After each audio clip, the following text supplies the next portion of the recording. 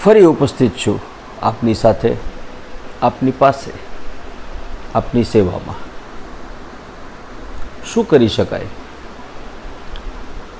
આપણા સમાજમાં લગ્નનું કાર્ય ખોરંભે ચડી રહ્યું છે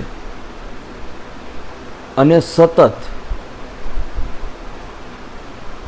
તકલીફો વધતી જાય છે. તમારું શું માનવું છે? એકચ્યુઅલમાં કેવું છે, આપણે છે ને આવું નકારાત્મક વિચારીએ છીએ ને એટલે જ તકલીફો વધે છે. જે બાળક મોટું થાય છે ને ત્યારથી સકારાત્મક હોય છે, એમના માતા પિતા સકારાત્મક હોય છે, તેઓને કોઈ પ્રોબ્લેમ જ નથી થતો લગ્ન માટે. તેઓને દીકરા કે દીકરીઓ શોધવામાં કોઈ જ તકલીફ નથી થતી. તેઓ હંમેશા સમયસર પોતાના સંતાનોનું શોધી લેતા હોય છે.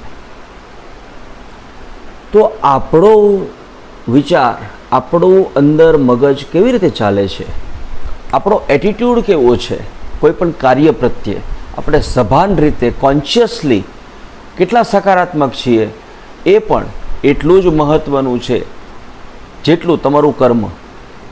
જ્યારે કોઈ પણ આપણે કર્મ કરીએ છીએ સંતાન માટે તમે જ્યારે ઉમેદવાર શોધો છો, એટલે માતા પિતા પોતાનું કર્મ કરે છે કે તમે પોતાના માટે ઉમેદવાર શોધો છો, તમે તમારા પોતાના માટે કર્મ કરો છો. તે સમયે તમે અંદરથી શું વિચારો છો એ બહુ જ મહત્ત્વનું છે. તો સકારાત્મક રહેવું એ સૌથી પહેલું પાસું છે લગ્ન વ્યવસ્થાને ફરી પાટા ઉપર લાવવા માટે. અને આ મેસેજ તમામ બ્રહ્મ સમાજના તમામ ઉમેદવાર, તમામ માતા પિતા માટે ખૂબ જ મહત્ત્વનો છે. કોન્શિયસનેસ એટલે કે તમારી ચેતના, તમારું સબકોન્શિયસ માઇન્ડ કેટલા અંશે પોઝિટિવ છે એ અત્યંત મહત્ત્વનું છે. જો તમે ખરેખર કોઈ કાર્ય કરવા માગતા હો તો તમારી ચેતના તમને એ કાર્યમાં સફળતા અપાવી શકે છે. તો પોઝિટિવ રહેશો અને કાર્યને ચાલુ રાખશો. જય મહાદેવ.